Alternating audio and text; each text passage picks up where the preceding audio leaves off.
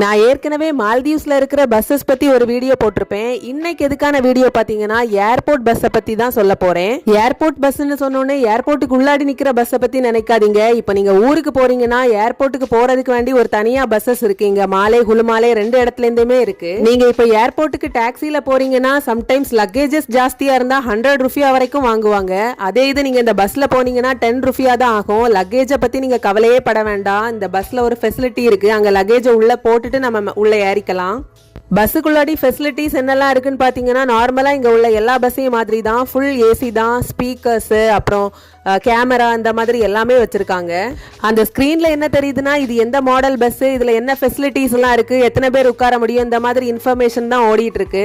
உங்களுக்கு bus card இருந்துன்னா நார்மலாக ரீசார்ஜ் பண்ணி டேப் பண்ணிக்கலாம். இல்லாட்டி ஆர்டிஎல் ஆப்பில் போய் கூட நீங்கள் டிக்கெட் தனியாக பே பண்ணி வாங்கிக்கலாம்.